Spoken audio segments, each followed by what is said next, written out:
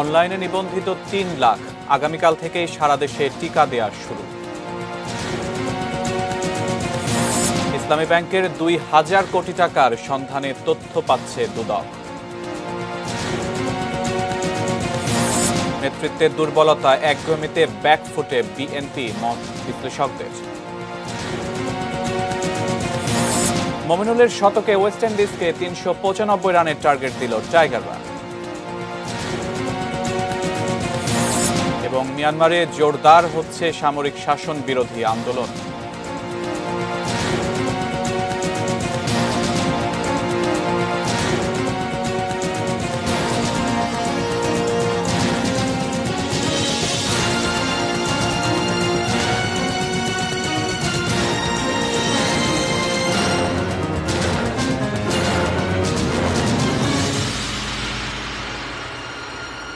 ATN news দেখছেন। আমন্ত্রণ ৩টা নিউজ আওয়ারে, আপনাদের সাথে আছি আমি সিয়াম রেজওয়ান। এতক্ষণ সংবাদ শিরোনামগুলো শুনছিলেন।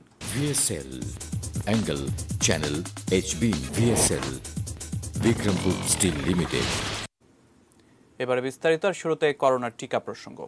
এখন পর্যন্ত করোনার টিকা নেয়ার জন্য ৩ লাখ মানুষ অনলাইনে নিবন্ধন করেছেন বলে জানিয়েছেন স্বাস্থ্য দপ্তরের অতিরিক্ত মহাপরিচালক অধ্যাপক নাসিমা সুলতানা।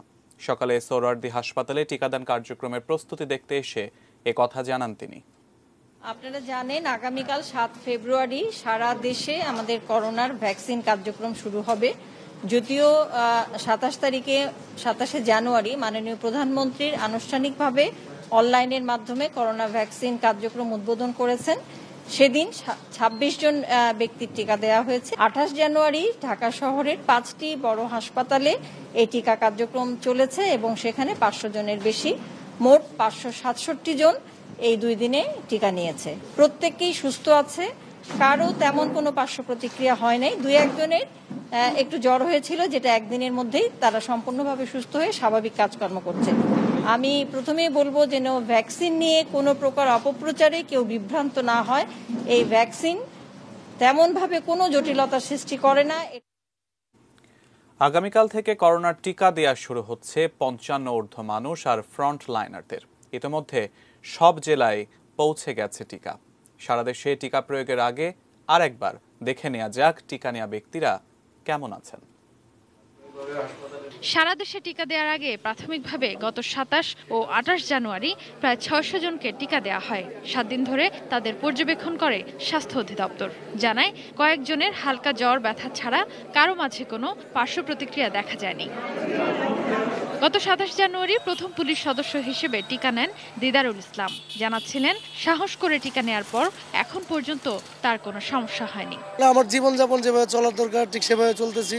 আমার যে শিডিউল অনুযায়ী ডিউটি তাও করতেছি, তো আমার কোনো রকম পার্শ্ব প্রতিক্রিয়া হয় নাই, আমি সব দিকে স্বাভাবিক আছি। ঢাকা মেডিকেলের আনসার সদস্য অমিত মণ্ডলও টিকা নিয়ে সুস্থ আছেন। করোনা থেকে মুক্ত থাকতে সবাই টিকার আওতায় আসবেন বলে আশা তার। টিকা আমি স্বেচ্ছায় নিছি এবং টিকা নেওয়ার পর আমি যথেষ্ট ভালো আছি, আমার কোনো পার্শ্ব প্রতিক্রিয়া নাই।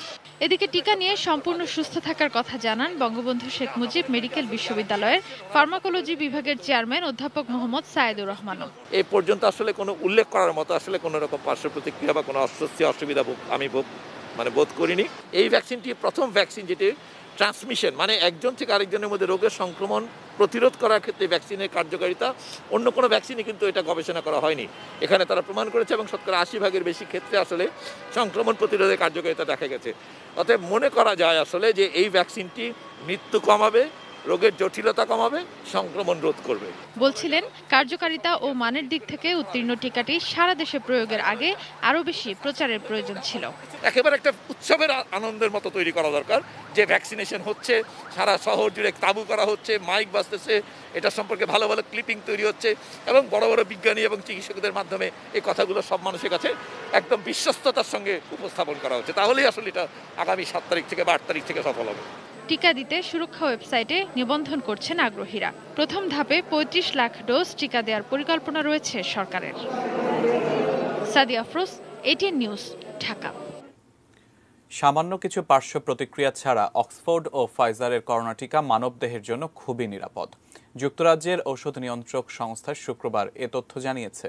24 জানুয়ারি পর্যন্ত দেশটিতে টিকা নেওয়া 70 লাখ মানুষের কাছ থেকে পাওয়া তথ্য খতিয়ে দেখার পর যুক্তরাজ্যের medicines and health care products regulatory agency MHRA এই নিশ্চয়তা দিয়েছে। 9 ডিসেম্বর থেকে 24 জানুয়ারি পর্যন্ত টিকা নেওয়াদের 22,820 জন পার্শ্ব প্রতিক্রিয়ার কথা জানিয়েছেন, যা প্রতি হাজারে 3 জন। তবে এ পার্শ্ব প্রতিক্রিয়ায় কোনোটি গুরুতর নয়, বরং টিকা নেওয়ার স্থান ফুলে যাওয়া কিংবা ফ্লুর মতো সামান্য উপসর্গ বলে জানিয়েছে বিবিসি। নতুন আরেকটি গবেষণায় দেখা গেছে অক্সফোর্ডের টিকা করোনার নতুন কেন্ট ধরনের ক্ষেত্রে বেশ ভালো সুরক্ষা দেয়। অতি সংক্রামক এই ধরনটি এখন যুক্তরাজ্যে বেশি ছড়িয়ে পড়েছে। ফাইজার বায়োএনটেকের টিকা নিলে কিছু ক্ষেত্রে গুরুতর অ্যালার্জিক প্রতিক্রিয়া হতে পারে, তবে তা খুবই বিরল। বিজ্ঞানীরা বলছেন টিকা নেওয়া 1 লাখ মানুষের মধ্যে 1 বা 2 জনের ক্ষেত্রে এমন ঘটতে পারে। যাব অন্যান্য প্রসঙ্গে। ইসলামী ব্যাংক বাংলাদেশ লিমিটেডের সেই 2000 কোটি টাকার সন্ধানে তথ্য পাচ্ছে দুর্নীতি দমন কমিশন দুদক। অফশোর ব্যাংকিং এর আড়ালে এ টাকা এসেছিল চট্টগ্রামে একটি শাখায়। মালিকহীন সে টাকার উৎসের খোঁজ চলছে। তাওহিদ সৌরভ জানাচ্ছেন বিস্তারিত। ইসলামী ব্যাংকের রহস্যময় সেই 2000 কোটি টাকার খোঁজে কাজ শুরু করেছে দুদক। 2011 সালে চট্টগ্রামের আগ্রাবাদ শাখায় ব্যাংকটির অফশোর ব্যাংকিং ইউনিটে এসেছিল টাকাগুলো। মালিকহীন এই টাকার রহস্য ভেদ করতে দায়িত্ব দেওয়া হয়েছে দুদকের উপপরিচালক আবু বকর সিদ্দিকের নেতৃত্বে 3 সদস্যের টিমকে। প্রাথমিক তথ্য বলছে সে টাকার অংশ 6টি অথরাইজড ডিলারের মাধ্যমে লোকাল অফিস, হেড অফিস, বৈদেশিক বাণিজ্য, নবাবপুর এবং ভিআইপি রোড শাখায় স্থানান্তর করা হয়। এবার সে টাকার খোঁজে দুদকের অনুসন্ধান টিম চিঠি দিয়েছে ইসলামিক ব্যাংকে। দুদক জানতে চেয়েছে কারা কারা নিয়েছেন ইসলামী ব্যাংকের অফশোর ব্যাংকিং এর সুবিধা। তাদের নাম, ঠিকানা আর অর্থ লেনদেনের তথ্য চায় দুদক।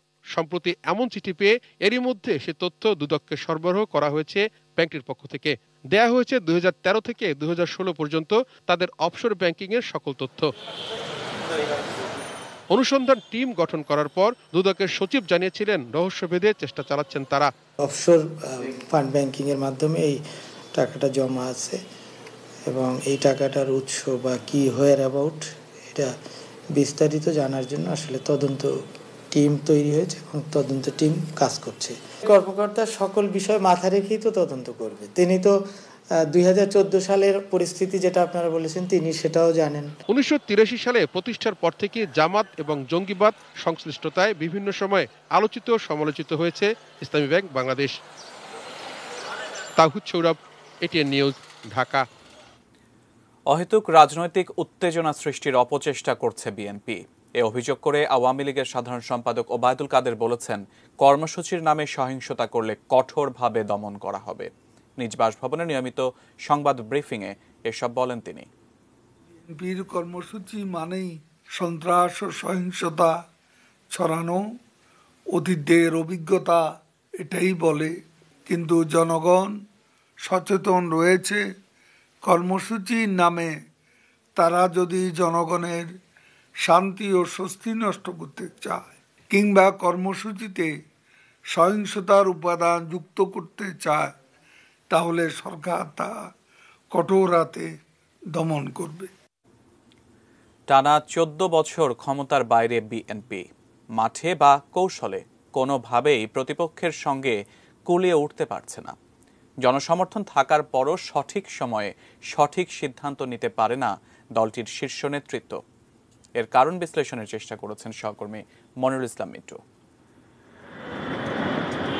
নিজেদের দাবি আদায় কিংবা জনগণের কোনো ইস্যুতে আন্দোলন গড়ে তুলতে না পারা বিএনপি সরকারের নানা ব্যর্থতাও তুলে ধরতে ব্যর্থ। একসময় জ্বালাও পোড়াও আন্দোলনের সক্রিয় দলটির কর্মকাণ্ড এখন ঘরোয়া বৈঠক, বিবৃতি আর ব্রিফিংয়ে সীমিত হয়ে পড়েছে। তাহলে রাজনৈতিক দল হিসেবে এখন বিএনপির অবস্থান কোথায়? বিএনপির মিনিমাম যে গ্রাউন্ড ওয়ার্কটা করা দরকার সেই কাজটুকু তারা কেউ করছে না। ভাবছে যে ক্ষমতায় গেলে আমি সব করবো। ক্ষমতা টু লেট। একটা রাজনীতিতে আমাকে আগে বাড়তে হলে আমাকে প্রপার হোমওয়ার্ক করতে হবে। একটি কর্তৃত্ববাদী সরকারকে কখনো ঘরে বসে কখনো তাকে সরানো যাবে না। বিএনপির ব্যর্থতা, সে কিন্তু এই কৌশলগুলো সৃষ্টি করতে পারে নাই। যার ফলশ্রুতিতে আমরা দেখব যে তারা তাদের আন্দোলনগুলি বেগবান হয়নি।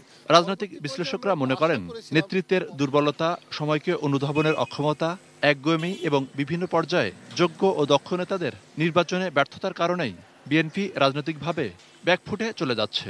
আমরা হয়তো যারা বাইরে আছি, আমরা বাইরে থেকে পলিটিক্সকে দেখি, আমাদের চোখে ধরা পড়তেছে সেই কমিটি একজনেরও পড়াশোনা নেই। শৃঙ্খলিতভাবে একটা পার্টির উপর থেকে যে সিদ্ধান্তটা দেওয়া হবে সেই সিদ্ধান্তকে ইমপ্লিমেন্ট করা হবে, কিন্তু আমরা দেখি সেই আদেশগুলো তাদের নেতারা মান্য করে না। এখানেই দেখবে একটি বড় ভুল। দলটিকে ঘুরে দাঁড়াতে হলে জনগণের ইস্যুতে মাঠে সক্রিয় হওয়ার পরামর্শ তাদের। পরিষ্কারভাবে যেই জায়গা দিয়ে যেতে হবে যে উনার একটা বেল দরকার, পরিচ্ছন্ন বেল দরকার।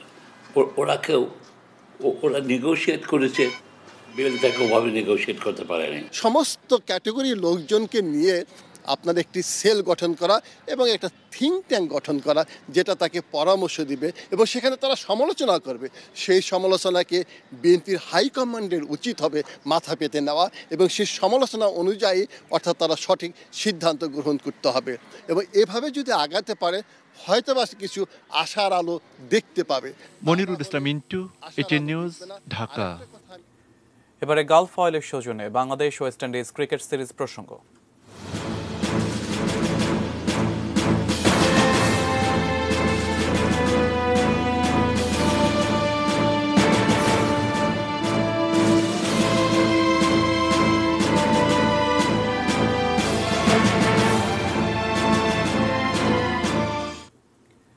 চট্টগ্রাম টেস্টের চতুর্থ দিনে বাংলাদেশের দেয়া ৩৯৫ রানের টার্গেটে ব্যাট করছে উইন্ডিজ। শেষ খবর পাওয়া পর্যন্ত নিজেদের দ্বিতীয় ইনিংসে ক্যারিবীয়দের সংগ্রহ ১ উইকেটে ৪৪ রান।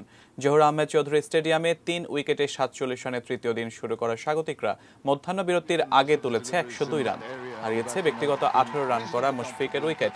সঙ্গী লিটনকে পাশে রেখে ক্যারিয়ারের ১০ম সেঞ্চুরি তুলে নিয়েছেন অধিনায়ক মমিনুল, যা এই ভেন্যুতে তার ৭ম শতক। তামিমকে টপকে এখন সাদা পোশাকের সবচেয়ে বেশি সেঞ্চুরির মালিক তিনি। মমিনুলের ১১৫ আর লিটনের ৬৯ রানে ৮ উইকেটে ২২৩ রানে ইনিংস ঘোষণা করে টাইগাররা। রাকিম কর্নওয়াল ও জামেল ওয়ারিকান নেন ৩টি করে উইকেট। জবাবে ব্ল্যাক উডকে নিয়ে সাবধানী শুরু করতে চেয়েছিলেন ক্রেগ ব্র্যাথওয়েট।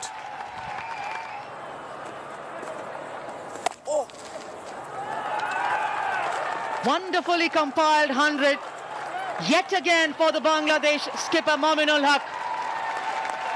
10th 100. এই মুহূর্তে উইন্ডিজদের সংগ্রহ ১ উইকেটে ৪৮ রান। দর্শক, জানাবো মিয়ানমার প্রসঙ্গ। সেনা অভ্যুত্থানের কারণ জানিয়ে বাংলাদেশের রাষ্ট্রদূতকে চিঠি দিয়েছে মিয়ানমারের সেনাবাহিনী। সকালে রাজধানীর আর্মি স্টেডিয়ামে একটি অনুষ্ঠানে সাংবাদিকদের একথা জানান পররাষ্ট্রমন্ত্রী ডক্টর AK আব্দুল মোমেন। সরকার থেকে একটা তারা চিঠি দিয়েছে আমাদের রাষ্ট্রদূতকে এবং সেইখানে তারা বলেছে কি কারণে তারা সেই টেক ওভারটা করেছে। তারা বলছে যে 10.4 মিলিয়ন ভুয়া ভোট হয়েছে, সেই ভুয়া ভোটের কারণে তারা এইটা দে হ্যাভ এ রেসপন্সিবিলিটি। রাখাইনে যে সমস্ত রোহিঙ্গারা আছে তাদের ক্যাম্পে ওরা গিয়েছিলেন, তখন ওরা ওদের অভিযোগের কথা বলেছে যে তারা মোবিলিটি করতে পারে না। তখন আর্মি নতুন সরকার বলছেন যে আমরা এটা আস্তে আস্তে তোমাদের অবস্থার পরিবর্তন করব। আল জাজিরা অনেক ক্রেডিবিলিটি হারিয়ে ফেলেছে এই ধরনের বানোয়াট এবং এই যে টেকনিক্যালি জোড়াতালি দিয়ে করেছে, যাতে অনেক তাদের গ্রহণযোগ্যতা হারিয়ে ফেলেছে। মিয়ানমারের সামরিক অভ্যুত্থানের বিরুদ্ধে ক্রমেই জোরালো হচ্ছে গণ আন্দোলন। গণতন্ত্র ফেরানোর আন্দোলনে এরই মধ্যে সামিল হয়েছে বিভিন্ন সামাজিক ও পেশাজীবী সংগঠন। সবশেষ যুক্ত হয়েছে শিক্ষক সমাজ। আন্দোলনকারীরা অং সান সুচির মুক্তির পাশাপাশি নির্বাচিত সরকারের কাছে ক্ষমতা ফিরিয়ে দেওয়ার দাবি তুলেছেন। এদিকে আন্দোলন দমাতে ধরপাকড় শুরু করেছে জান্তা সরকার। ফেসবুকের পর এবার বন্ধ করে দেওয়া হয়েছে টুইটার ও ইনস্টাগ্রাম।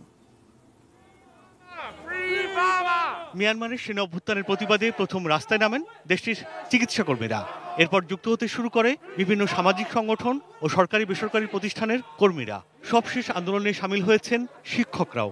সেনা কর্তৃপক্ষের সঙ্গে কাজ করতে কিংবা তাদের সহযোগিতা করতে অস্বীকৃতি জানিয়েছেন বেশ কয়েকজন শিক্ষক নেতা।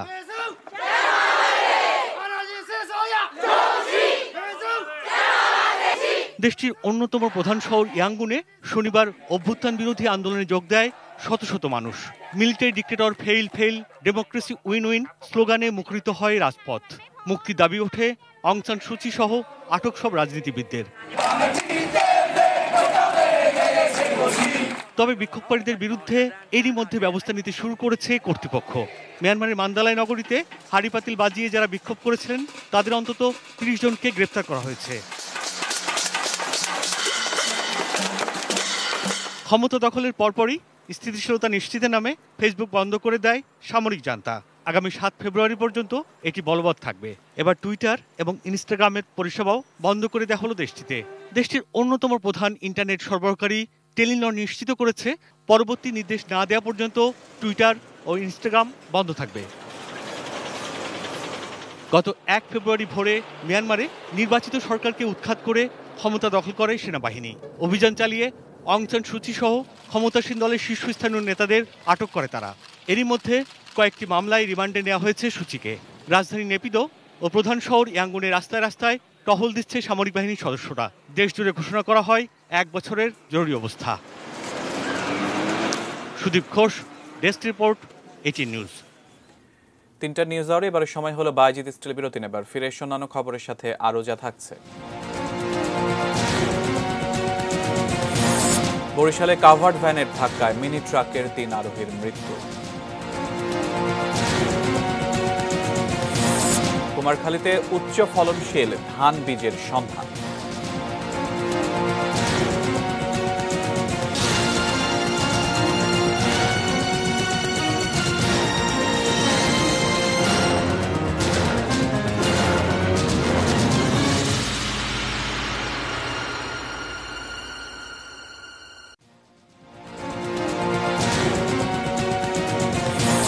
অনলাইনে নিবন্ধিত ৩ লাখ, আগামীকাল থেকেই সারা দেশে টিকা দেয়া শুরু।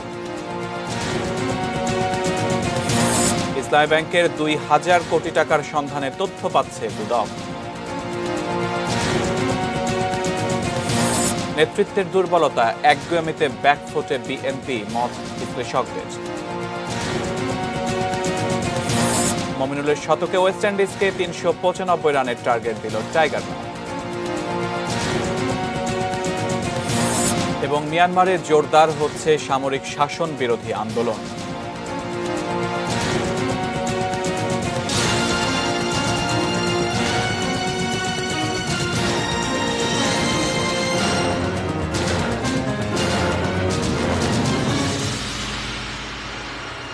বিরতির পর আমন্ত্রণ ৩টা নিউজ আওয়ারে। এতক্ষণ শিরোনামগুলো শুনছিলেন। করোনার কারণে শিক্ষার্থীদের পড়াশোনার ঘাটতি পূরণে পর্যায়ক্রমে বিশেষ শিক্ষা কার্যক্রম চালু করবে ঢাকা বিশ্ববিদ্যালয়। একথা জানিয়েছেন ঢাকা বিশ্ববিদ্যালয়ের উপাচার্য অধ্যাপক ডক্টর মোহাম্মদ আখতারুজ্জামান। সকালে এফডিসির এটিএন বাংলার স্টুডিওতে অনুষ্ঠিত অটো পাস দিয়া নিয়ে এক ছায়া সংসদ বিতর্ক প্রতিযোগিতা অনুষ্ঠানে একথা জানান তিনি। ডিবেট ফর ডেমোক্রেসি আয়োজিত এই ছায়া সংসদে সরকারি দল আব্দুল কাদের মোল্লা সিটি কলেজ ও বিরোধী দল ঢাকা সিটি কলেজের বিতার্কিকরা তাদের নিজ নিজ পক্ষের যুক্তি তুলে ধরেন। সমান সংখ্যক নম্বর পেয়ে দুদলই যুগ্মভাবে বিজয়ী হয়েছে। অনুষ্ঠানে বিভিন্ন বিশ্ববিদ্যালয় এবং বেসরকারি ও সরকারি শিক্ষা প্রতিষ্ঠানগুলোতে উচ্চশিক্ষা নিশ্চিত করতে অতিরিক্ত অর্থায়ন সহ ভর্তুকি দাবি করেন ডিবেট ফর ডেমোক্রেসির চেয়ারম্যান হাসান আহমেদ চৌধুরী কিরণ। সেটি যাতে সকল শ্রেণীর শিক্ষার্থীদের জন্য হয় এবং এই কারণের জন্য আমরা মনে করি যাতে তাদের ভর্তি ফিসটাও কমানো সম্ভব হয়। এই করোনাকালে বেসরকারি বিশ্ববিদ্যালয় যাতে তাদের সাবসিডি প্রদান করে, যাবে সরকারি বিশ্ববিদ্যালয় সরকার শিক্ষার্থীদের পাশে থেকে আছে। হয়তোবা 1 মাস 2 মাস তাদেরকে বিশেষ প্রশিক্ষণ, বিশেষভাবে শিক্ষা কার্যক্রমের সাথে সম্পৃক্ত করলে আশা করি এই লার্নিং গ্যাপ যেটি বলা হয়ে থাকে, যে প্রশ্নটি উত্থাপিত হয়, সেই লার্নিং গ্যাপটিও মিটে যাবে। বরিশালের গৌরনদী উপজেলায় কাভার্ড ভ্যানের ধাক্কায় মিনি ট্রাকের 3 আরোহীর মৃত্যু হয়েছে। ভোরে উপজেলার খানজাপুর এলাকায় বিকল একটি মিনি ট্রাককে অপর একটি মিনি ট্রাক টেনে নেওয়ার জন্য রশি দিয়ে বাঁধছিল। এ সময় বরিশালগামী একটি কাভার্ড ভ্যান বিকল ট্রাকটিকে পেছন থেকে সজোরে ধাক্কা দেয়। এতে ঘটনাস্থলে মিনি ট্রাকের মালিক আক্তার হোসেন, চালক রাসেল ও সহযোগী সোহান মারা যায়। ঘাতক কাভার্ড ভ্যান ও মিনি ট্রাক দুটি জব্দ করা হয়েছে।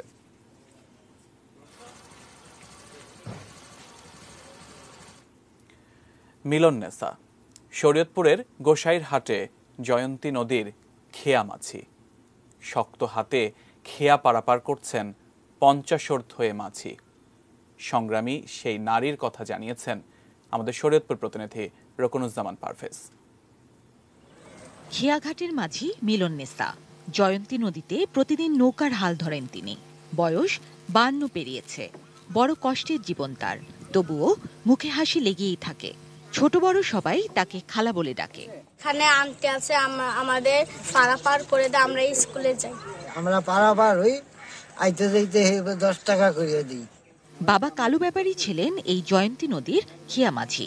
মিলননেসার বয়স যখন 22 বছর, তখন বাবা মারা যান। তারা 3 বোন 3 ভাই। ভাই বোনদের মানুষ করতে ওই বয়সেই সংসার ও খিয়া নৌকার হাল তুলে নেন হাতে। একটা সন্তান নিয়ে ওই কোন রকম এইরকমই থাকতে আছে, অনেক কষ্টে থাকতে আছে। আর সময় 200-150 এরকম রুজি করি, ওই কোন রকম ইয়া করিয়া চলতে আছে। থাকেন ভাসমান নৌকাতেই। স্বল্প আয় থেকে কিছু জমিয়ে এক টুকরো জমি কিনেছেন। ঘর তোলার সাধ্য নেই। পারাপার করতে যাই, হয়তো 5 টাকা দেই, বা ওই যে কেউ ধানের সময় ধান দেয়, কেউ ওই যে গম দেয়, এরকম দিয়ে উনি আছেন। কারণ একটা যদি ঘর হয় তাহলে আমার মনে হয় উনি অনেক ভালো থাকবে। মিলননেসার জীবন সংগ্রামের বিষয়টি নজরে আনা হলে তার জন্য কি সরকারি সুবিধা দেয়া যায় তা দেখছেন কর্মকর্তারা। আমাদের যে খ তালিকাভুক্ত ভূমিহীন আছে তাদের তালিকা অন্তর্ভুক্ত করব, পরবর্তীতে বরাদ্দ পাওয়া সাপেক্ষে তার জন্য আমরা ব্যবস্থা গ্রহণ করব। মিলননেসার কথা সামাজিক যোগাযোগ মাধ্যমে জেনেছেন জেলা প্রশাসক। মুজিব বর্ষের আশ্রয়ন প্রকল্পে তাকে অন্তর্ভুক্ত করার আশ্বাস দেন তিনি। তাকে মুজিব বর্ষ উপলক্ষে মাননীয় প্রধানমন্ত্রী যে গৃহ নির্মাণের যে বিশাল উদ্যোগ নিয়েছেন, তার দ্বিতীয় পর্যায়ে তাকে যাতে একটি ঘর দেওয়া হয় সেই ব্যবস্থা গ্রহণ করার জন্য উপজেলা নির্বাহী অফিসার গোসাইরকে আমি নির্দেশনা দিয়েছি ইতিমধ্যে। আশা করছি তিনি একটি ঘর পাবেন। জিনিয়া ইসলাম, ডেস্ক রিপোর্ট, এটিএন নিউজ। এবার সোশ্যাল ইসলাম ব্যাংক লিমিটেড বাণিজ্য সংবাদ।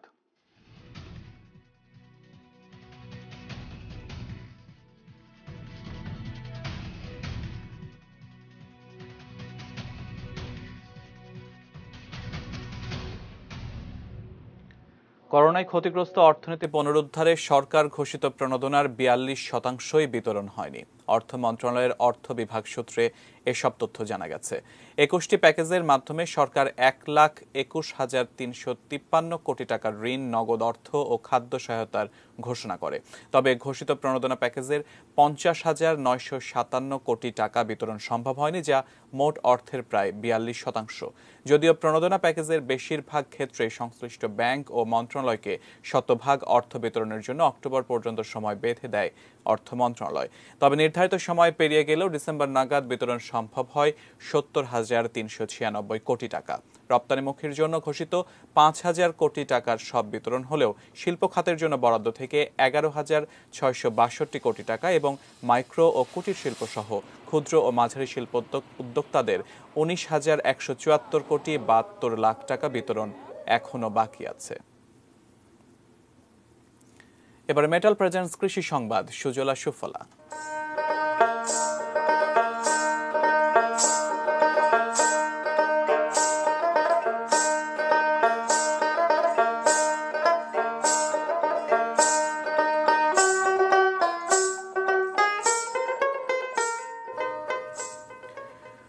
কুষ্টিয়ার কুমারখালীতে উচ্চ ফলনশীল ধান বীজের সন্ধান পেয়েছেন এক কৃষক। প্রচলিত উচ্চ ফলনশীল জাতের সঙ্গে এর জিন ক্রসিং করে আরও উন্নত জাত উদ্ভাবন হতে পারে বলে মনে করছে কৃষি বিভাগ।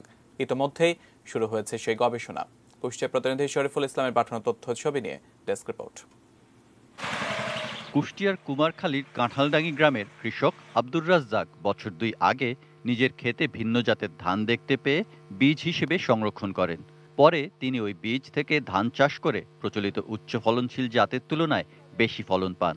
জাতটির শীষ খেজুর ছড়ার মতো দেখতে আবিষ্কর্তা রাজ্জাক তাই এর নাম রেখেছেন খেজুর ছড়া বা খেজুর ঝুঁটি। চৈতি বছরটা এই ধানটা কি রকম হয়, আষাঢ়ি বছরে ভালো হয় না চৈতি বছরে ভালো হয়, এই জন্য আমি ছড়া দিছি। আমি তখন 2টি বাইল পাইয়া 6.5 কেজি ধান পাইছি, তখন আমার একটা আশা যে না ধানটা অনেক ফলন হবে। পরিচিত উচ্চ ফলনশীল জাতের তুলনায় এ ধানে একই খরচে বিঘা প্রতি 4 থেকে 5 মণ বেশি ফলন পাওয়া যায়। অন্যান্য ধানের ছড়াতে যদি 80-85 দানা থাকে, এটাতে আছে 120-30 দানা, অর্থাৎ বিঘাতে 4-5 মণ বেশি অতিরিক্ত ফলন।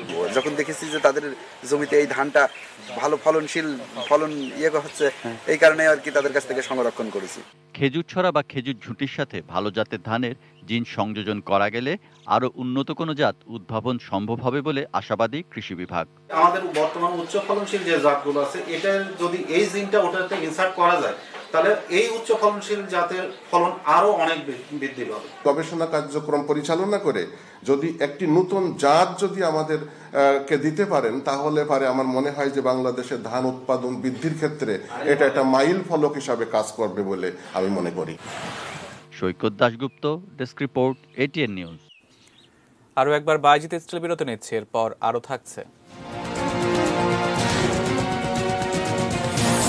স্বাধীনতার প্রশ্নে সিদ্ধান্ত নেওয়ার সুযোগ পাবেন কাশ্মীরের জনগণ, ঘোষণা ইমরান খানের।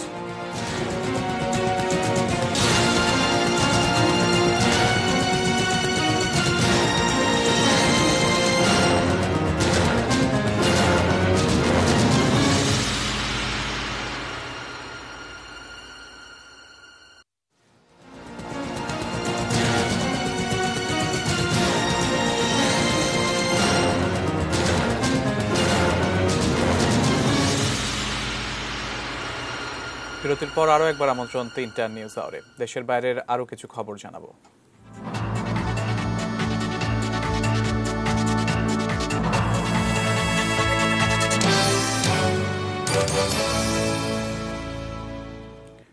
পাকিস্তানের সঙ্গে থাকা বা স্বাধীন থাকার বিষয়ে সিদ্ধান্ত নেবে কেবল কাশ্মীরের জনগণ। এ বিষয়ে সিদ্ধান্ত নেওয়ার ক্ষেত্রে তাদেরকে পূর্ণ অধিকার দেয়া হবে। শুক্রবার আজাদ কাশ্মীরের কোটলি জেলায় বিশাল জনসভায় এ ঘোষণা দেন পাকিস্তানের প্রধানমন্ত্রী ইমরান খান।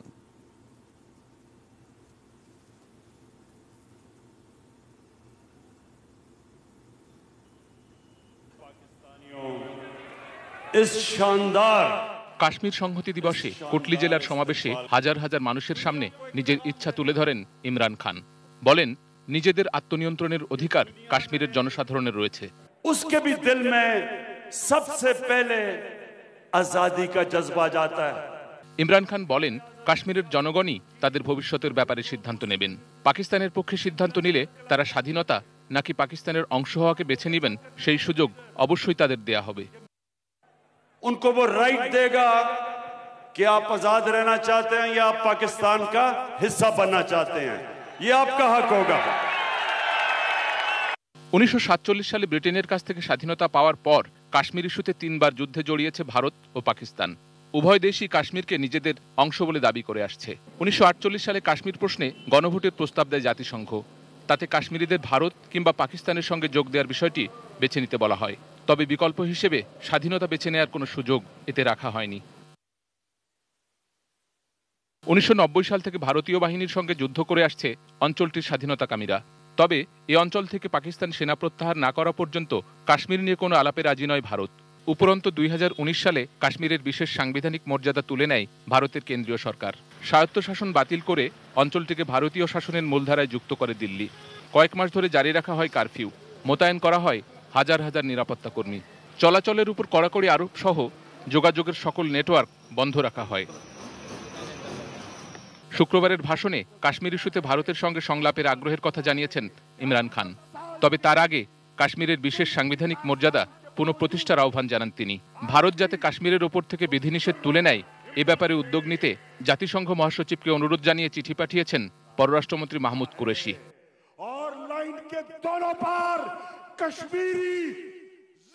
শেখ সালাম, ডেস্ক রিপোর্ট, এটিএন নিউজ। ফিলিস্তিনি ভূখণ্ডে সংঘটিত যুদ্ধাপরাধ ও নৃশংসতার বিচার করার এখতিয়ার রয়েছে বলে ঘোষণা দিয়েছে আন্তর্জাতিক অপরাধ আদালত।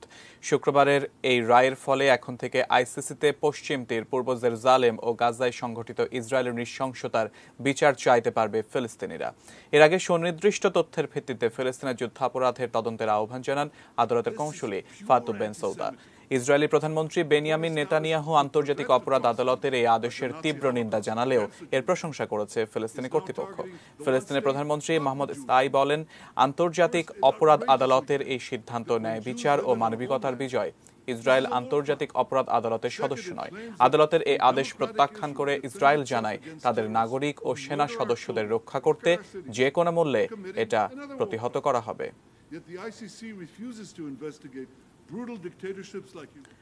ইয়েমেনের হুতি বিদ্রোহীদের সন্ত্রাসী আখ্যা প্রত্যাহারের পরিকল্পনার কথা জানিয়েছে যুক্তরাষ্ট্রের নবনির্বাচিত বাইডেন প্রশাসন। শুক্রবার মার্কিন পররাষ্ট্রমন্ত্রী অ্যান্টনি ব্লিংকেন কংগ্রেসে জানান, যুদ্ধবিধ্বস্ত দেশটিতে মানবিক বিপর্যয়ের কথা বিবেচনা করে এ পরিকল্পনা করেছে বাইডেন প্রশাসন। ক্ষমতা ছাড়ার শেষ মুহূর্তে সাবেক মার্কিন প্রেসিডেন্ট ডোনাল্ড ট্রাম্পের বিতর্কিত সিদ্ধান্তগুলোর অন্যতম ছিল ইয়েমেনি হুতিদের সন্ত্রাসী গোষ্ঠী হিসেবে ঘোষণা দেয়া। জাতিসংঘের পরিসংখ্যান অনুযায়ী ইয়েমেনের প্রায় 2.5 কোটি জনগণের মধ্যে 80% জরুরি ত্রাণ সহায়তা প্রয়োজন। দেশটির এই পরিস্থিতিকে বর্তমান বিশ্বের সবচেয়ে বাজে মানবিক সংকট হিসেবে উল্লেখ করেছে সংস্থাটি। তবে ক্ষমতা ছাড়ার মাত্র একদিন আগে অর্থাৎ গত 19 জানুয়ারি ইয়েমেনি হুতিদের সন্ত্রাসী গোষ্ঠী হিসেবে ঘোষণা দেয় ট্রাম্প প্রশাসন।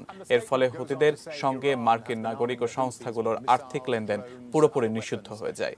জাতিসংঘ রেড ক্রসের কার্যক্রম এবং কৃষি পণ্য, ঔষধ ও মেডিকেল সরঞ্জাম রপ্তানি নিষেধাজ্ঞার আওতামুক্ত থাকলেও তা ইয়েমেনের সংকট কাটাতে যথেষ্ট ছিল না।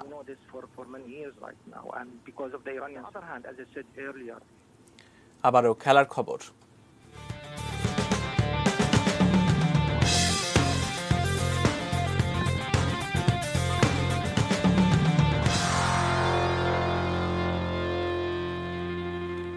আইপিএল প্রসঙ্গ। আইপিএল এর নিলামে সর্বোচ্চ ভিত্তিমূল্যের তালিকায় আছেন সাকিব আল হাসান। আইপিএল এর এবারে নিলামে অংশ নিতে 1097 জন খেলোয়াড় নিবন্ধন করেছেন। এরই মধ্যে খেলোয়াড়দের ভিত্তিমূল্য নির্ধারণ করা হয়েছে। নিলামের জন্য সাকিবের ভিত্তিমূল্য ধরা হয়েছে 2 কোটি রুপি। সর্বোচ্চ ক্যাটাগরিতে থাকা বাংলাদেশের অলরাউন্ডারের সঙ্গে আছেন আরো 10 জন ক্রিকেটার। তাঁরা হলেন হরভজন সিং, গ্লেন ম্যাক্সওয়েল, কেদার যাদব, Steven Smith, Moeen Ali, Sam Billings, Colin Ingram, Liam Plunkett, Jason Roy ও মার্ক উড। চেন্নাই নিলাম হবে 18 ফেব্রুয়ারি। নিলামে ভারতীয় ক্রিকেটার থাকছেন 814 জন এবং বিদেশি ক্রিকেটার আছেন 283 জন। বাংলাদেশ থেকে মোট 5 জনের নাম জমা পড়েছে। অবশ্য সাকিব ছাড়া আর কারো নাম জানা যায়নি। শুক্রবার সংবাদ বিজ্ঞপ্তিতে নিলামের বিষয়টি নিশ্চিত করেছে আইপিএল কর্তৃপক্ষ।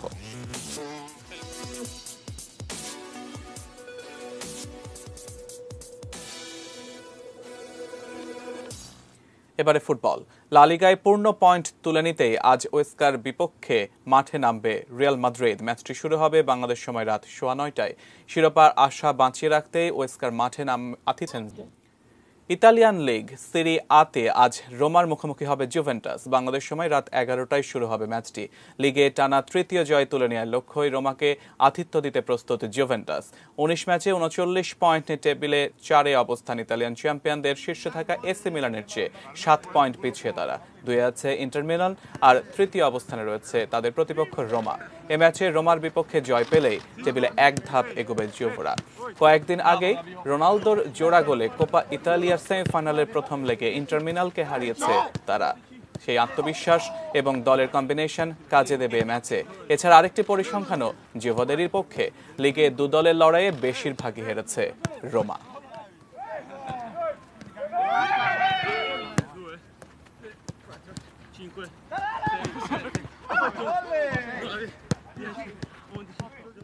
দর্শক, এরই সাথে সাথে শেষ করব 3টা নিউজ আওয়ার। তবে তার আগে এক নজরে শিরোনামগুলো দেখে নেব আরো একবার।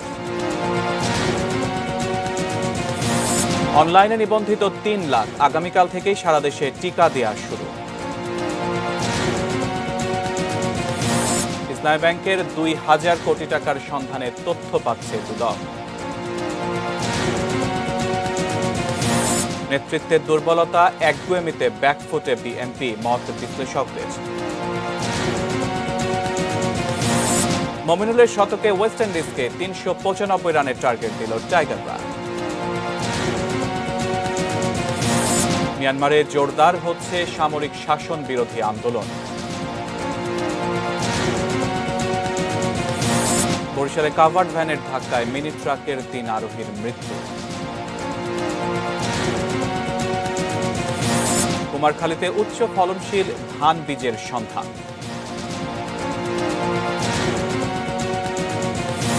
এবং স্বাধীনতার প্রশ্নে সিদ্ধান্ত নেওয়ার সুযোগ পাবেন কাশ্মীরের জনগণ, ঘোষণা ইমরান খানের।